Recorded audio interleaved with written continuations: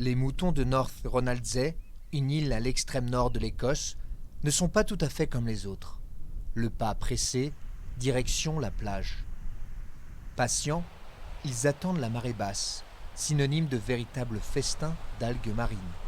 Ces algues constituent l'essentiel de leur alimentation, une spécificité née d'une contrainte historique. Les moutons ont longtemps été tenus à l'écart du reste de l'île par des digues.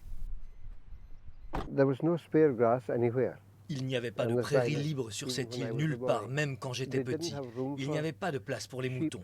Et petit à petit, ils ont été chassés et des digues ont été construites et elles se sont étendues tout autour de l'île. Seul moyen de survivre pendant des siècles, leur régime alimentaire est désormais source d'inspiration dans la lutte contre le réchauffement climatique. Les chercheurs du James Hutton Institute de Dundee essaient de déterminer si un régime à base d'algues peut réduire la quantité de méthane produite par les animaux. Un composé organique présent dans ces plantes perturberait la production de ce gaz de serre.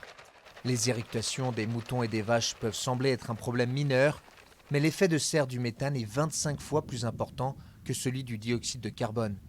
Nous devons absolument prouver, tout d'abord, quelle algue est la meilleure pour cela. Quelle quantité d'algues dans l'alimentation donne le meilleur effet. Enfin, il faut savoir si on peut le transposer à un niveau tel que l'on puisse avoir un effet sur l'ensemble de l'agriculture britannique.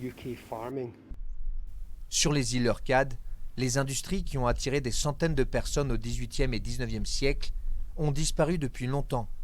Et il est de plus en plus difficile de maintenir les digues en bon état alors qu'elles sont devenues essentielles à la survie des moutons.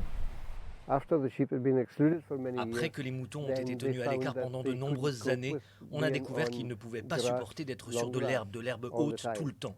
Donc, les moutons qui sont allés en Angleterre et dans des endroits comparables finissent par mourir. Le maintien des moutons sur les rivages est également important pour une autre raison. Leur alimentation à base d'algues donne à leur viande une saveur très particulière, ce qui la rend très recherchée. Elle a même été servie à la reine Élisabeth II.